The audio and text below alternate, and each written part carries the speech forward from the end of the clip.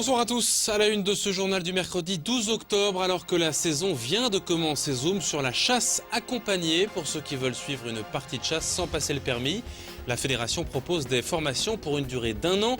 Quelles sont les réglementations et les conseils pour les novices? Explications à suivre. Une école de design à Troyes qui commence à prendre son envol. L'ESA, membre du groupe ESC, elle forme les créatifs de demain dans le domaine du design, en lien étroit avec le monde professionnel. Le tout dans un cadre somptueux, vous verrez. Et enfin, direction Sainte-Savine dans ce journal avec la fête de la science. Depuis quelques jours, la Maison de la Science propose une belle exposition sur l'infiniment petit. Les scolaires y défilent toute la semaine. Reportage à la fin de ce journal. Mais d'abord, cette nouvelle affaire de salaire non payé à Sainte-Savine. Les 5 employés d'une société rémoise qui transporte les enfants de l'Institut médico-éducatif de Chanteloup ne perçoivent plus de rémunération. Leur entreprise pourrait d'ailleurs fermer. Demain, un entretien avec leur direction est prévu à Reims pour faire le point. En attendant, la situation devient difficile pour ces 5 salariés défendus par la CGT. L'une d'entre elles est le représentant du syndicat de l'Aube, s'en explique au micro de Cyril Tavernet. Nos salaires ne sont pas versés en temps et en heure. On ne veut plus nous payer nos heures complémentaires et nous avons appris que nous arrêtions fin décembre et nous ne sommes toujours pas au courant et on voulait savoir ce qu'on allait devenir. Et on nous dit qu'il n'y a plus de sous dans les caisses, qu'il fallait qu'on arrête d'embêter le patron et de se plaindre tous les 4 matins. On a eu le patron à midi qui nous a signifié que si on l'embêtait toujours, qu'il allait partir. Le souci qu'on a, c'est de rencontrer l'employeur, de pouvoir discuter avec lui et de faire un bilan, de trouver une solution pour pérenniser les emplois qui sont sur Troyes, les 5 emplois qui sont dans le département, quoi. Les salariés qui vont sur le siège de Reims demain pour faire le piquet de grève vont le rencontrer et vont lui faire ces propositions-là, qu'on puisse discuter avec lui pour voir les solutions qu'on peut trouver. Voilà, plus d'informations demain soir dans le journal de Canal 32 après l'entretien à Reims. La saison de la chasse a ouvert fin septembre pour le gibier dit de passage et ces jours-ci pour le lièvre. Dans l'Aube, les amateurs sont encore nombreux, mais pour ceux qui ne veulent pas ou ne peuvent pas encore passer le permis, il existe un permis de chasse accompagné avec un chasseur justifiant de 5 ans d'agrément. Comme pour la conduite, ouvert à tous dès l'âge de 15 ans. Christian Vira a assisté ce matin à une séance de formation à Courterange. Découvrir la chasse gratuitement pendant 1 an, c'est possible grâce à la chasse accompagnée. Kylian a voulu essayer et ne s'est pas fait prier. Prêt. Mon père il chasse et après j'aime bien. Une passion. L'âge minimum de la chasse accompagnée s'élève à 15 ans, ce qui peut paraître tôt. Non. Non, il y a des individus qui à 20-25 ans seront pas meilleurs que des jeunes de 15 ans. Donner la possibilité d'essayer, tel est le but de la chasse accompagnée. Dans l'Aube, chaque année, ils sont une 50aine à suivre l'une des 5 séances annuelles de formation obligatoire. Parce qu'il y a des jeunes qui découvrent la chasse que leurs parents n'ont jamais chassé non plus. Ça me plaisait pas trop en fait avant. Maintenant, ça... Pourquoi? Parce que mon copain, il chasse et du coup, j'ai voulu essayer avec lui. La formation gratuite dure une demi-journée et se déroule dans un baltrap. C'est la formation pratique au permis de chasser. Donc que ce soit pour des adultes ou pour des jeunes qui passent directement le permis de chasser, c'est la même chose. Donc après avoir tiré, il baisse son fusil tout de suite, alors que normalement il faut retirer son doigt et rebaisser le fusil seulement après. À la différence de l'examen du permis de chasse, un tuteur doit être constamment présent. Il doit être derrière pour la carabine et donc il tourne toujours en te suivant. Donc la chasse accompagnée vous permet de découvrir ou d'arriver à la chasse à moindre coût, puisque la chasse accompagnée est gratuite. Il vous suffit simplement de trouver donc 1, voire jusqu'à 4 tuteurs. L'autorisation est valable une seule année. Objectif de la chasse accompagnée, enrayer la baisse constante du nombre de chasseurs. Ça fait plaisir. Ça fait plaisir de savoir qu'il va être avec moi toute la saison de chasse pour lui apprendre aussi tout ce qu'il faut faire. Là.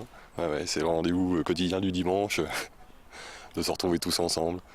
Jadis, c'était pratiquement le seul loisir à la campagne. Bon, il est bien évident que maintenant, on a complètement changé la donne. Aujourd'hui, l'Aube compte 10 800 chasseurs titulaires du permis. Voilà, le gibier n'a qu'à bien se tenir.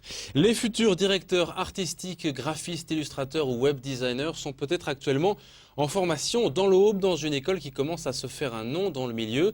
L'ESA, l'école supérieure d'art appliqué, adossée au groupe ESC, est située dans l'ancienne abbaye Saint-Martin, dans le Bougeon de Champagne.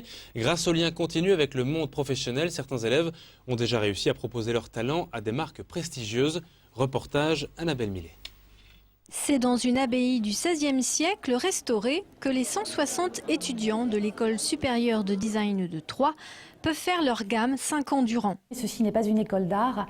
C'est important pour nous de démontrer que nous formons effectivement des créatifs, mais pour des projets et pour des réalisations qui sont complètement en phase avec le marché et avec des demandes de consommateurs.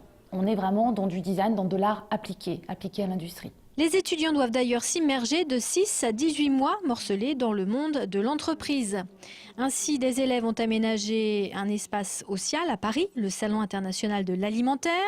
D'autres ont collaboré avec des entreprises du cru, comme Sotralinox ou RPC. D'autres encore ont collaboré avec des entreprises plus internationales, comme McDonald's. Pierre Thomas, lui, a notamment proposé ses compétences à Victorinox. C'est l'entreprise de couteaux suisse, la croix blanche sur le fond rouge. On a un projet pour proposer des visuels un peu plus fun, plus attractifs, qui vont réaliser à petite série. Un étudiant en design fait beaucoup de projets fictifs et virtuels. Il a l'occasion de s'enrichir grâce à des projets en relation avec des entreprises. Et c'est ça qui est très intéressant parce qu'on peut avoir déjà un retour professionnel sur notre travail. Autre projet plus local mais tout à fait actuel, l'animation d'une salle à l'occasion du Salon régional de la littérature jeunesse. C'est un projet qui est en relation avec le monde professionnel directement, même si nous, étudiants en design, on n'était pas forcément habitués à travailler pour des enfants. Et donc c'était aussi un petit défi pour nous. Le principal objectif, c'est de savoir travailler en groupe, parce que c'est pas toujours évident et c'est vraiment un travail qu'il faut savoir développer dans notre milieu professionnel.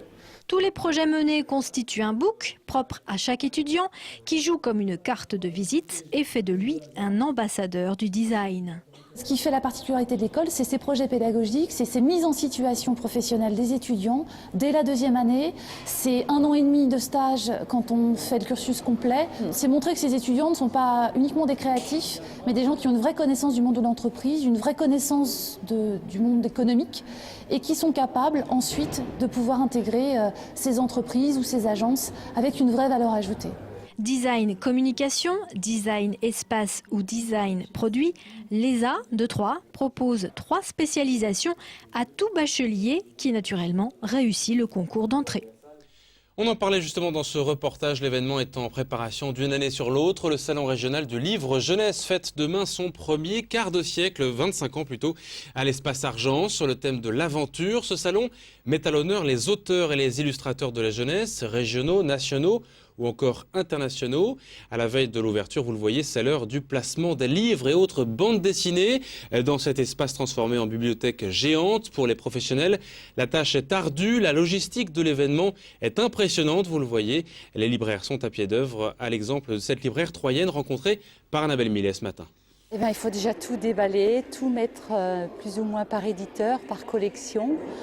Ensuite, une fois que tout est par terre, on regarde un petit peu, on essaye de réfléchir comment on peut ranger ça, c'est-à-dire le mettre et par niveau d'âge et par thème, niveau d'âge, les premières lectures, les lectures pour les cadets, les lectures pour les lectures poches, les lectures pour les grands. Ensuite, essayer de classer ça un peu par thématique, c'est-à-dire mettre tous les livres sur les animaux ensemble, les romans historiques ensemble, les romans sur les animaux ensemble, les classer et par niveau d'âge et par thème pour que chacun s'y retrouve le plus facilement possible. Et à partir de demain, pour vous y retrouver justement et pendant toute la durée du salon, Canal 32 vous propose un JT du Salon du Livre tous les soirs donc à 19h40. En bref, la Chambre d'agriculture a dressé aujourd'hui un bilan de l'opération Croque ta région dont nous avions parlé la semaine dernière sur Canal 32. L'idée de proposer davantage de produits locaux en circuit court dans les cantines a plu à tout le monde, semble-t-il. Dans les 3 lycées participants dans le département, 900 repas ont été servis et 6 producteurs ont participé. Les acteurs réfléchissent maintenant à la façon de pérenniser cette opération de test dans l'avenir. Ce 12 octobre, c'est aussi le lancement de la fête de la science dans le département jusqu'au 16 octobre. Une dizaine de manifestations sont organisées. À Sainte-Savine, la Maison de la Science a lancé depuis le 5 octobre une exposition consacrée à l'infiniment petit. À cette occasion, prise d'assaut cette semaine par les scolaires. Les nanotechnologies expliquées aux plus jeunes. Un challenge infiniment grand, mais possible. Explication Annabelle Millet. À 9 ans, les enfants ne savent pas par quel bout prendre les atomes. Enfin, les graineries qui les symbolisent. Car la découverte pour les CM1 cet après-midi, c'était l'infiniment petit. En fait, si on ramène en centimètres, ça fait 0,00068 cm. Il faut leur redonner aux enfants la notion d'échelle. Donc on utilise un panneau qui retrace depuis la fourmi jusqu'à l'atome les différents types d'échelles et les différentes longueurs en centimètres. Et ensuite, quand ils ont compris qu'il y avait plein de zéros derrière la virgule, que c'était vraiment très petit et qu'on ne pouvait pas les voir, là on comprend tout de suite vraiment la notion d'infiniment petit. Présentation de l'atome, mais surtout observation du petit, du microscopique. C'est ce qui a d'ailleurs retenu l'attention des enfants.